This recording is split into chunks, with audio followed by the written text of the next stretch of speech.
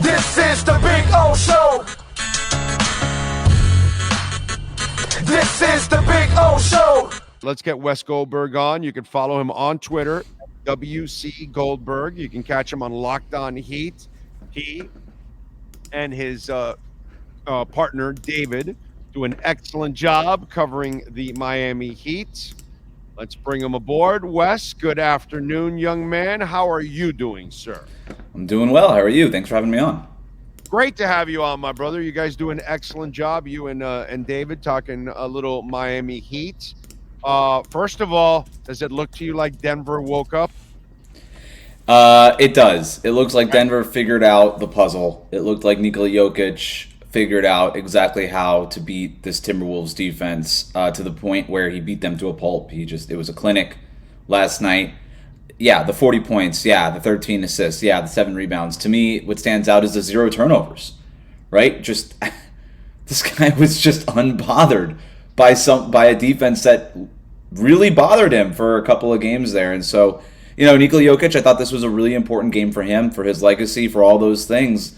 A lot of things have come easy for him, and that's a testament to him. That's not to take any credit away from him, but this Timberwolves team was quite literally built to beat him, and it was a puzzle that needed to be solved, and one of the best, I think the best player in the NBA went out and solved that puzzle, and I think that's going to go down as maybe like his LeBron James Game 6 in the 2012 Eastern Conference Finals. I think that's what we saw.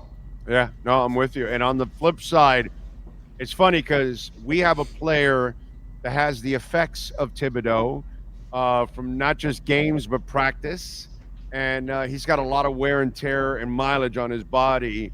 And I got to give the Knicks a ton of credit, which sucks as a Heat fan to do that, but I have to give them credit. They have fought through all this adversity. In the process, he is burning his players out, including Brunson. But, dude, I got to give them props. They have overcome those injuries, and I thought that might be their demise even in this series. Yesterday, Brunson and the boys put on a show and took hold a little bit of the series with a 3-2 lead. Yeah, I was surprised to see the way that Jalen Brunson looked, too. I mean, what this series is going to come down to is maybe just whatever point guard feels healthiest the day of the game when they wake up, because a game ago, Tyrese Halliburton looked like, oh my God, like these hamstring issues or these back issues are fully behind him. He looks great. The Knicks have something to worry about. Jalen Brunson didn't look very good. Complete opposite last night. Brunson looks out fresh as a whistle, and Halliburton's struggling to get up and down the court. The Knicks are involving him in every pick and roll action, forcing switches, making Halliburton guard Brunson, and Brunson just taking it to him. The Knicks are a lot of fun to watch, man. Like, I know it sucks, but you know what even sucks more is that they sort of are the team that I think the Heat thought they were going to be this year. And that stings even a little bit more. They're the team with the lead guy in Jalen Brunson, who's able to sort of will his team to victory, a team that kind of embodies all the grit and playing tough, and they're going to just, they're going to out-tough you every single night is sort of their goal. And that's basically what the Heat thought they were going to be. Of course, the Heat ended up getting really hurt, injured, don't have their best guys for the first round against the Boston Celtics. But here are the Knicks, they're hurt. They're not losing their top guys. They're missing more sort of the middle guys, but they're getting through it. But I still have no idea who's going to win that series. It just sort of depends on, again, which point guard feels the best on game day and overall availability of the other guys on the rosters. I was joking around. Obviously, there was some seriousness to my comments yesterday, but I was joking around because here's Messi complaining about having to wait 2 minutes on the sidelines for a rule that the MLS has to get back on the pitch. Meanwhile, the Heat have a forward that wants to take off the entire regular season, and it's kind of like the contrast of watching one guy that he's a maniac and you can't keep him off the pitch. And then, the Heat have got a player that is trying to find every excuse to stay off the court during the damn regular season. It's just kind of weird because you just mentioned it, how the Knicks are this team that wants to outwork you and all that kind of stuff. And I'm sitting there, I'm going, Wes is talking about the Heat? Oh, no, that's right. They're not that team anymore. That's right. No, he's talking about the Knicks now. And isn't it screwed up as we kind of switch to Butler that he's the guy that fit the culture, but then in the end, he's kind of really not a complete fit to the culture now anymore. It's the weirdest thing, man. It really is, dude.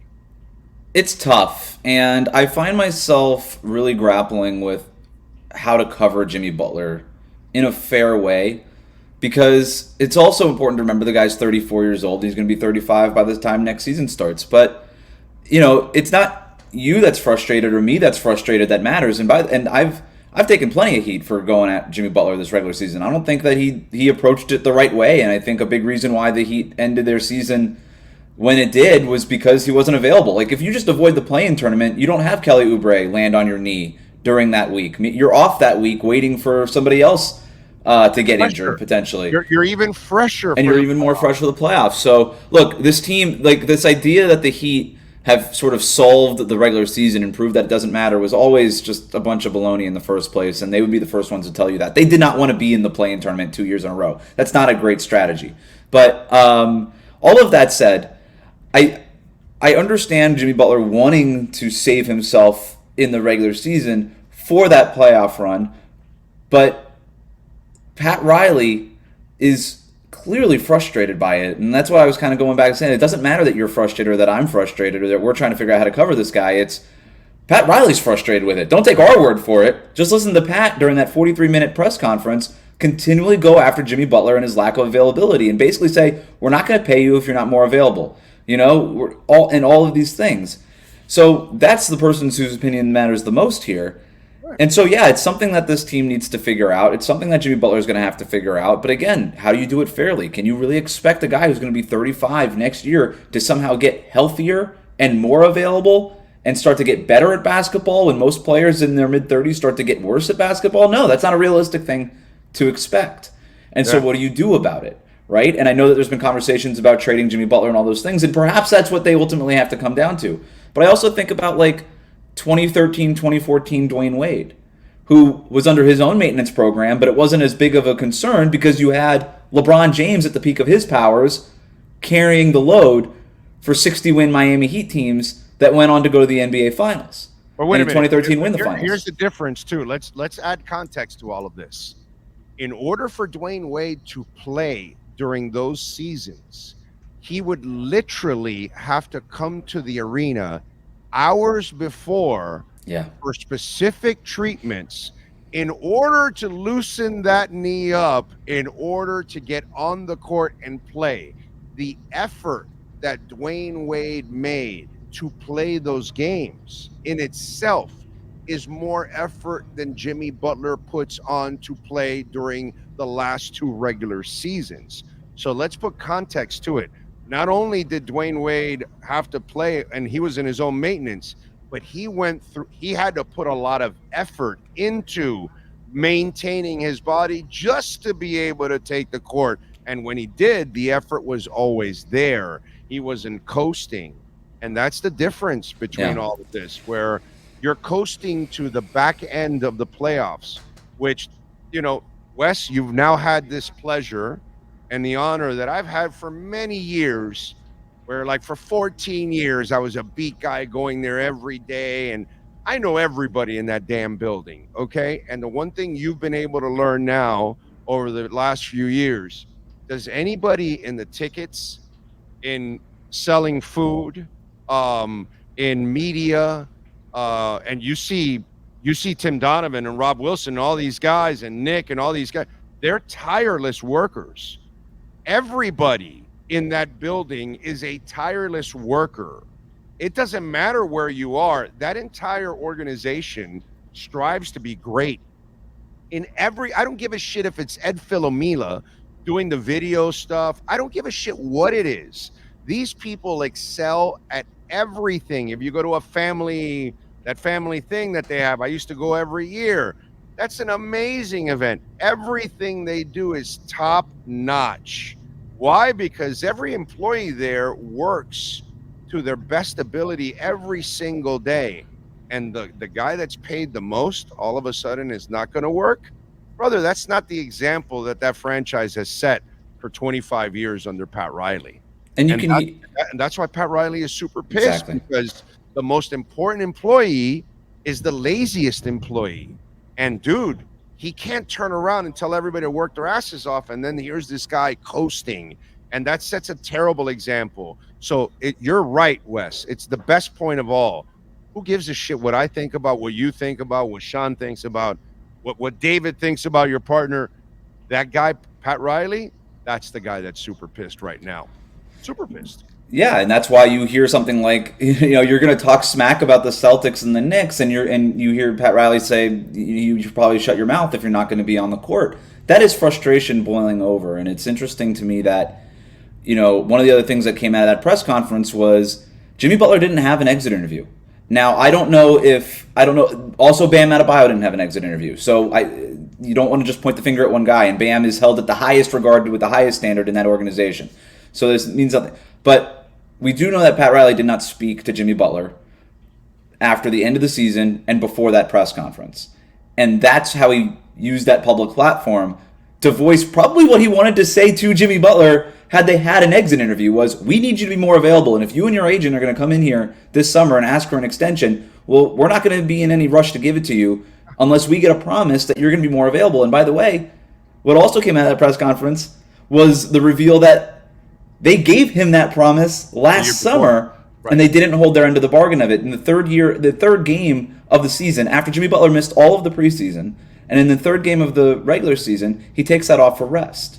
Right. And so I think these are the things that have frustrated Pat Riley. Again, you're all day at a tennis tournament, and then the next day you're not gonna get the hell out of here. I understand like the way that looks. I care less a little bit about what Jimmy Butler does on his off time and more what he does on the court, because he only played 60 games. All day at a tennis tournament, and then the next day call in sick. You just, it's a bad look. It's a bad look. Exactly. You can't. We grew up watching Michael Jordan be in Vegas, gambling all night till like 2 a.m. And it gets out that he was in gambling, and then the next day he's putting 40 on your head.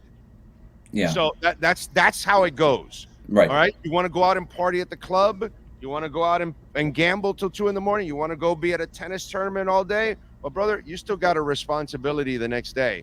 And if you don't show up, then you can't have it both ways. It's a terrible look, dude. Terrible look.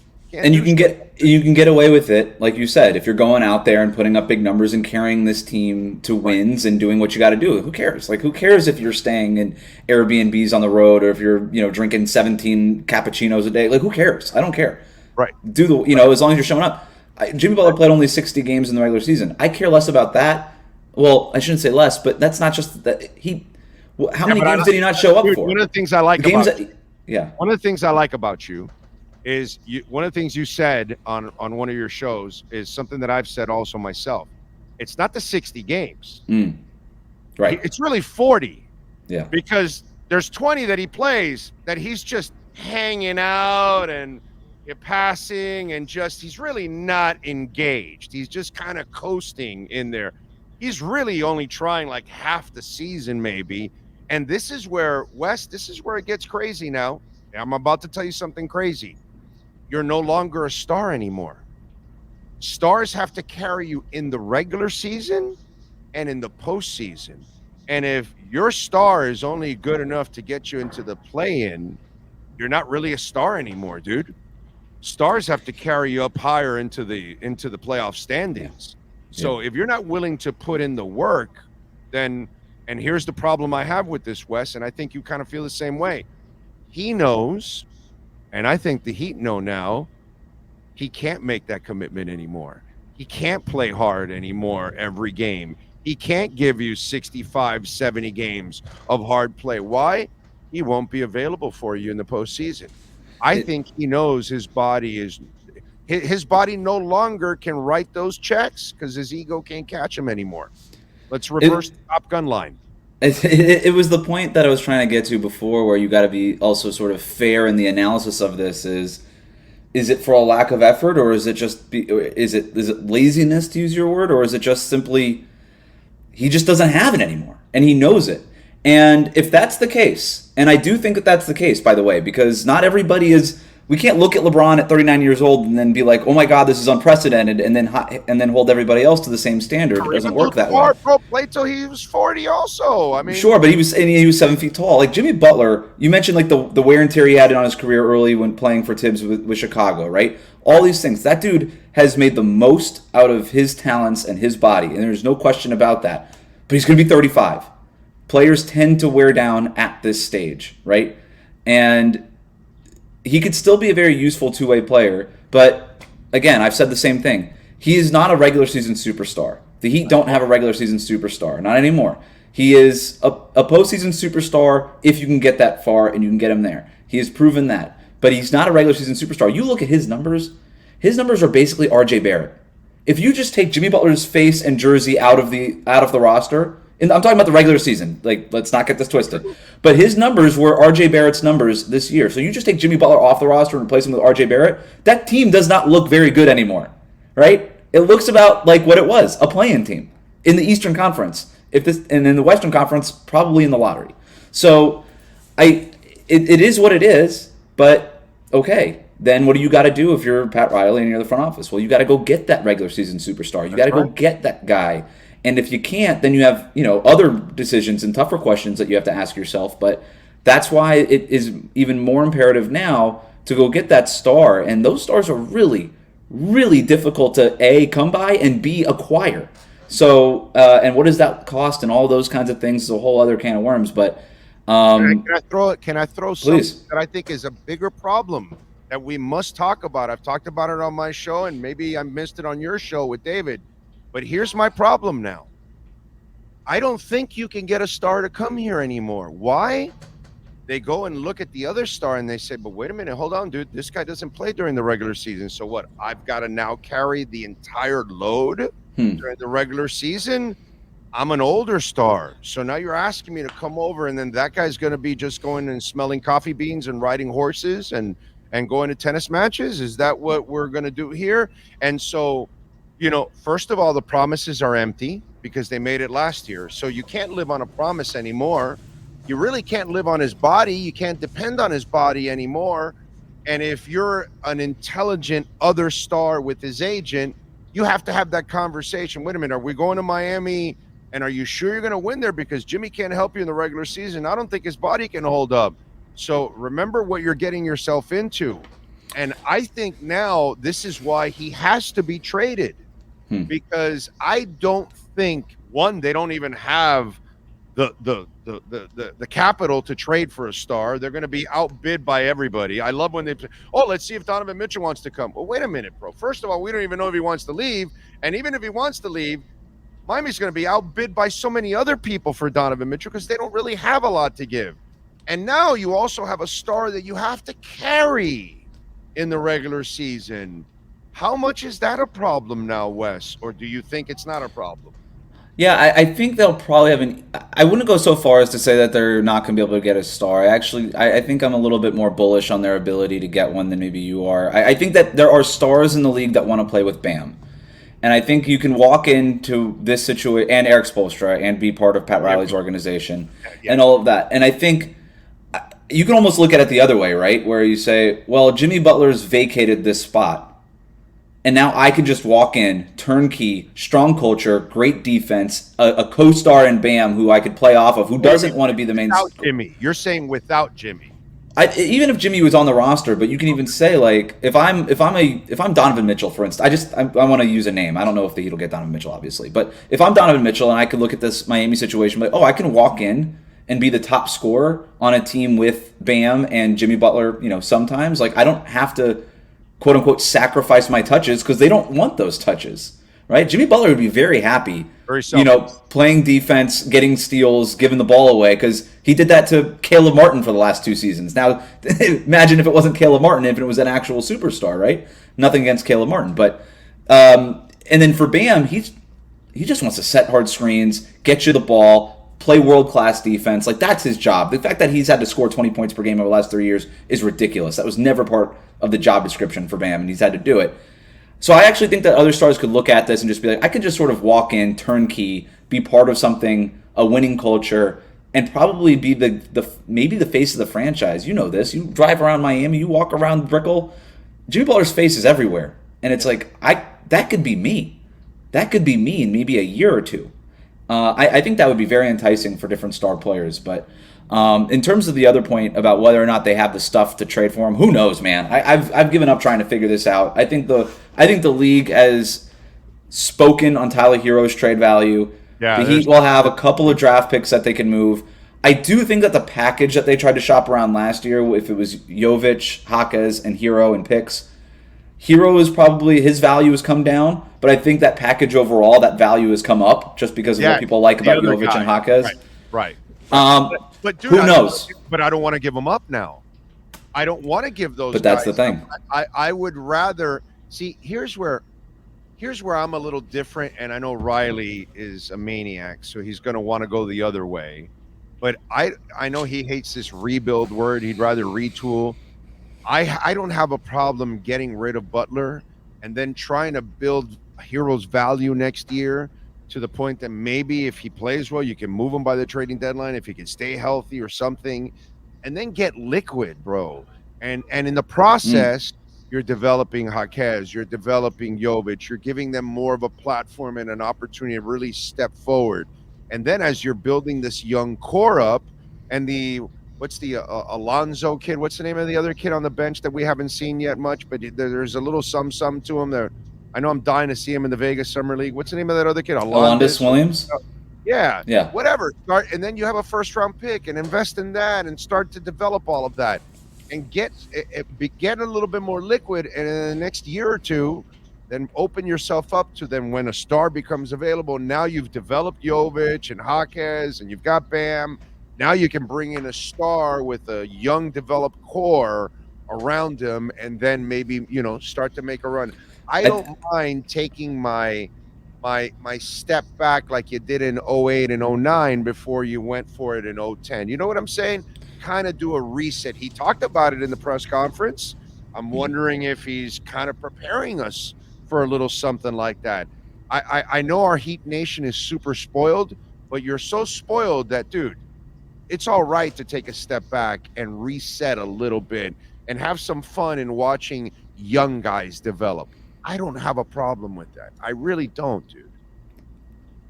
Two things on that, and I think the point you're making is a conversation that this front office really has to have, and they're not going to talk about it at Pat Riley's media session where it's always bang the table, let's go for wins and rings and all these things, but this is a smart organization that is very realistic about things. I mean, again, they did what they did in 2008 and 2009, right? They have done. This is not a team adverse to being in the lottery. They were in the lottery twice, and that's how they got Bam Adebayo and Tyler Hero, for goodness sakes. Like, we act like this team is never in the lottery. They're in the lottery sometimes, a couple times, every 10 years. But it's a real sober conversation that they have to have.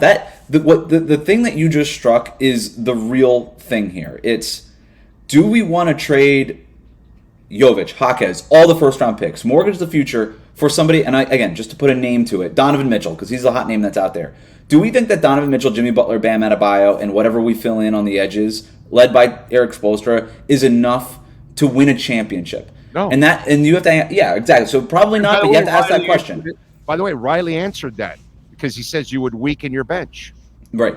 He said and in today's, with the second tax apron and all these things, like, there is no way to add a Shane Battier, a Mike Miller, a Ray Allen, the way that the LeBron, Wade, Chris Bosh teams were able to get built out. There's no way to do that. Basically, you would take those big three teams, and it's just Norris Cole is like that's your sixth man, right? And so it's like that, and that's how you would have to build a roster. Look at the Suns. I mean, that's essentially how you have to build your roster when you have three. Today's NBA is very much a 2 All-Star league with great depth, not a 3 All-Star league with a very little amount of depth. Look at the teams that are remaining: the Denver Nuggets, all these teams. I was never a Beal guy. I was never on the Beal bandwagon. I never wanted him here.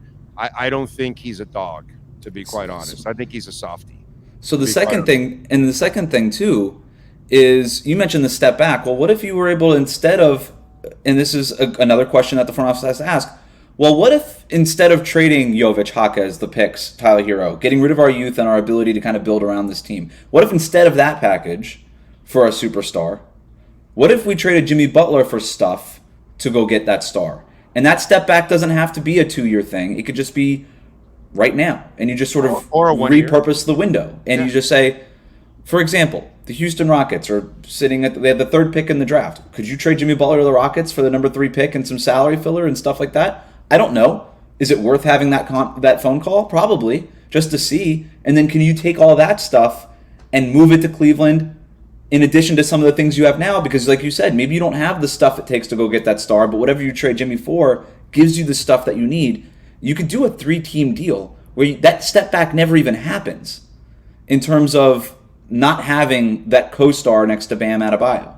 What about this, dude? These people can draft now. You know, they went through a funk where they didn't draft well. This team is built through the draft. Exactly. People don't realize that about the Heat. This team is built through the draft. They've been doing really well. You know, if you get all those Jimmy picks and you have your own picks, and why can't we do what OKC and New Orleans has been doing? I kind of like that too. If you have a competent front office and scouting staff that knows how to find undrafted players, and now they're doing a good job drafting players overall, shit, dude. Why not why don't we also main thing I want, that's the 3rd avenue that you and I didn't talk about right there. Yeah, and I don't know. I like it, and I actually had a lot of fun watching that first-round series against Boston because it was literally the youngest starting lineup in the NBA playoffs going up against the number 1 seed, and I was like, well, this will be interesting to see how Hakas and Jovic and Tyler Hero respond to this challenge. But I still have my doubts that the Heat would do it, but I do hear you on the fact that there's value in keeping the draft capital. There's value in doing this stuff. This team is drafted really well. As much as we love the Caleb Martins and the Haywood Highsmiths and these and the Gabe Vincents and the Max Struces, like those are such great stories. Can we get Eric Spoelstra some like bona fide blue chip talent?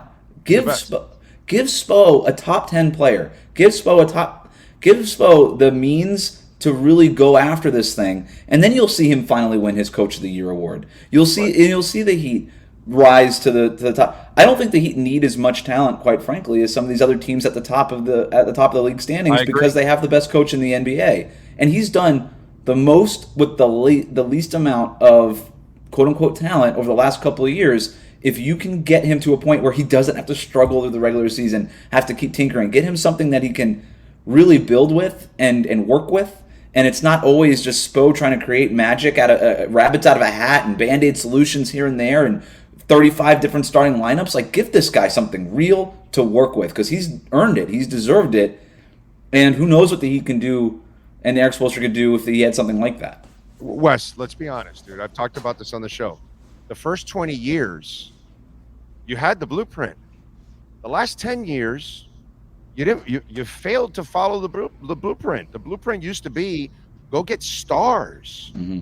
You go get Alonzo and you get Timmy and you add Marley and you add all these guys, and then you added Shaq with Wade and then you added LeBron and Bosh and you added Ray Allen, you added Battier, and now in the last 10 years you committed to the Whitesides and the Johnsons, and you just have done things that made no sense, or Granger and Bob and Deadman, and then you ended up with Butler, but you didn't end up getting the other star. I think they got the other offensive star that you need. While I love Bam, he's not a star as in he can't impose his offensive will. To me, right. In the 90s, I would have made Bam a star because scoring was in the 80s and the 90s. So it was precious. So he would be really important in those days. But in today's game where it's 120, the only way you're a star for me in my eyes in this league is when you can impose your offensive will. And I know he could do it if he really put his mind to it, but he doesn't. So Jimmy needed that other guy. They couldn't find it. And they have done all the wrong moves over the last 10 years. They haven't given Spo what you just talked about now. They always fall a little short. And then they're trying to find undrafted guys, and they're asking him to make Duncan Robinson a something out of nothing and a Highsmith out of something out of nothing. And you're asking him to do so much, and he has, by the way, because look at Popovich. Ever since Popovich lost his stars, he doesn't do jack You need shit. stars. You need stars to win, and this whole we have enough next man up stuff it's great, and it's great for morale and all these things, but you need your best players to play. There's no fix for that. In NBA history, no team is Haywood Highsmith their way to a championship. That just doesn't exist. And I mean nothing against Haywood Highsmith, but he shouldn't be posting up Jason Tatum in a playoff series. That's not what his role was meant to be. That's not the player that he is. So you need the talent. I do think what ended up happening for Miami is that they got Jimmy Butler. They were way better than they thought, probably really quick. They're in the finals in the bubble against the Lakers and all these things. Jimmy Butler's awesome, better than anybody even expected him to be in Miami. And then they, not for a lack of trying, they did try to go get Kevin Durant, Mitchell, Damian Lillard. The problem is that about half a decade ago is the league market for what is valuable in trades shifted from players to draft picks. And the Heat, since trading 2 future picks for Goran Dragic, have been, which in the aggregate was a good trade, but what it did was it set them back in the draft pick count. While other teams like the Thunder and all these other teams were stockpiling picks, they were sort of ahead of the market, and the Heat were not. The Heat thought, okay, we could basically do the Shaq trade where we trade 3 good players and a first round pick and get Shaquille freaking O'Neal to pair with Dwayne Wade. Those trades don't exist anymore. All these other teams, they just want the picks now. They want more lottery tickets. That's what these teams want. And the Heat have just sort of been behind that market for about half a decade now, and they've been trying to play catch up with it ever since, which is why they had to develop their best-in-class developmental program. It's why they've had to do all these things. And now, I do think that all of it kind of works out where the Heat, if they play their cards right this summer, will be in a very advantageous spot going forward. Because even if they were to get stars and be overpriced and have all these difficulties like a team like the Phoenix Suns have, the thing that they have that the Suns don't is great coaching and a great developmental program where they will be able to develop those bench pieces. They will be able to develop that. But you know what? Those bench pieces will be allowed to be just that, bench pieces, depth, and not be relied on to carry the scoring load when they shouldn't be, those players. But you need the star power at the very top to get there. You need that first and foremost. So, Wes, before I let you go, what's the realistic star you think that they could go get? So I actually wrote a whole... Where does Jimmy end up? Philly? I don't know where... I think if Jimmy were to get traded, and for if they can come to a resolution on the contract, I think there's still a world where you can keep Jimmy, but I just don't know what he's be willing to give up on a contract. Because if he does sign an extension this summer, it feels like he's going to have to give something up. And I don't know how willing he is to do that. So that's sort of a TBD thing. But in terms of the stars that are out there and could put them over the top, the Heat need somebody who basically averages 26 points per game. They need that level score. They did not have a single scorer this year in the top 40 in scoring. That's an insane number for a team that made the playoffs. There's 30 teams in the NBA. They didn't have a single player crack the top 44 in scoring in points per game this regular season. Stars, baby. Bananas. That's a bananas number. Yeah, you need somebody who's averaging about 26 points per game, which would be in the top 12-ish in scoring this year. And that's what you need. If you look across the most successful teams, that's basically what you need. I went down and looked at every one of those 26-point-per-game scorers from last year, and I said, what's their situation right now? I keep coming back to, I don't think the Suns blow anything up. I think they stick with it for at least another year. They're too pot committed. They're not doing that. Donovan Mitchell and Trae Young. Those are the names that keep popping up. Donovan Mitchell and Trae Young. No Trae Young. I think you, me, and most people agree on Trae Young. I'm just saying that's the other guy on that list.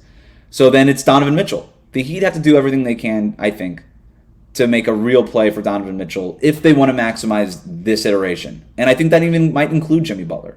If they want to do that.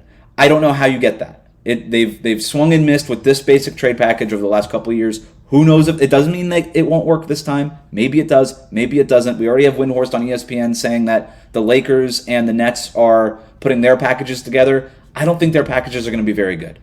So I think if that's the competition, and who knows if another team comes out of the woodwork, but if that's the competition, then I think the Heat are have a good as a chance as those two teams. The question is, what do the other 26 teams in the NBA think about Donovan Mitchell, and are they willing to risk it the way that Cleveland was, the way that Milwaukee was for Damian Lillard? So So let me ask you something. The screwed up part is the reality.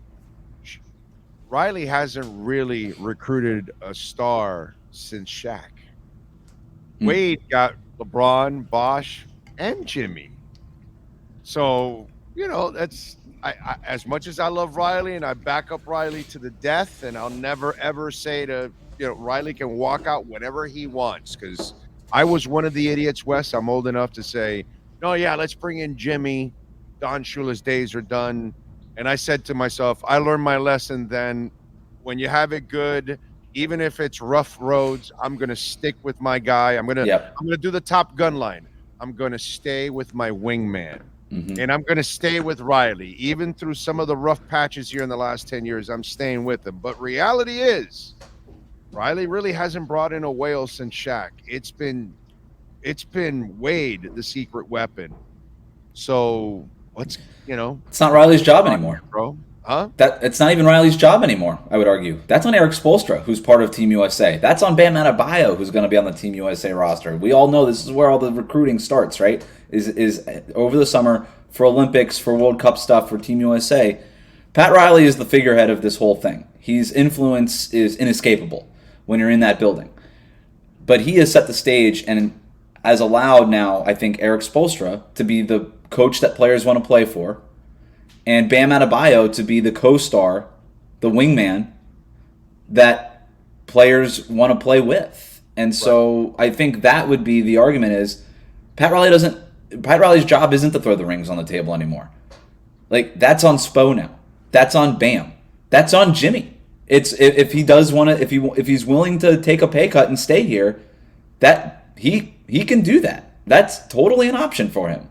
Well, that hasn't happened for 5 years. Jimmy hasn't been able to recruit anybody here, and I heard a lot of talk when they first brought in Jimmy. Oh no, he'll be able to bring another star, and Jimmy hasn't been. And the weirdest part is, and you mentioned this, the team has the two top players are the most selfless players in the NBA. They have no problem sharing the basketball. They have zero ego about somebody else shooting. So it's actually amazing to me that a star wouldn't be attracted to playing with Jimmy and Bam, because they're not two guys that are going to be so egocentric that they've got to have the ball and got to score. Well, Damian Lillard was. They just couldn't pull it off. Like, Damian Lillard was the guy who was like, get me to Miami. Like, he actively recruited Miami just as much as the Heat were recruiting him, but he didn't want to be part of it. He didn't want to be a dick. If he was a dick, he would be here. He should have taken a hard line. There were so many problems with everything that happened last summer, but the point you're making is like it would be even easier than the Big Three. Remember the first year of the Big Three? It was clunky. We didn't really know is it LeBron's team, is it Dwayne Wade? You would literally, if you are a star scorer, if you are a 26 point per game scorer in the NBA, you can walk into this Heat team as a starter and just be like, okay, and it just would all fit. It would be like, I get the ball. Jimmy does his Jimmy Butler things in between the lines. Bam Adebayo sets screens, best defender in the league. He's doing his thing, and I'm here shooting my shots. And it would be the cleanest thing for a star to walk into. And that's the sales pitch, whether it's from Bam, whether it's from Spo, whether it's from Riley in a meeting, whoever, that's the pitch. The biggest question is Jimmy Butler going to be a part of it, depending on what happens with this contract extension, and whether or not he is, can the Heat cobble together the assets and do what they have to do to go get that star. And if you can't do those things this summer, then you do have to really consider what comes next.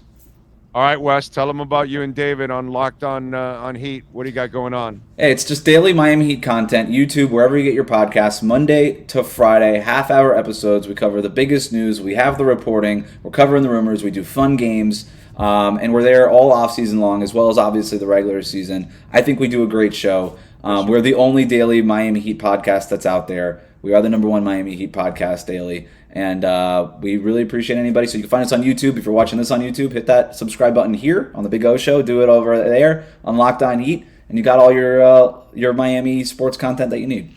There you go. Follow Wes and David. They do a great job. Wes on Twitter, WC Goldberg. And catch them Locked On Heat. Wes, thank you for taking the time, man. Excellent conversation. Appreciate you. Appreciate it. Thank you, sir. There you go. Wes Goldberg, good stuff. Talking some Heat basketball.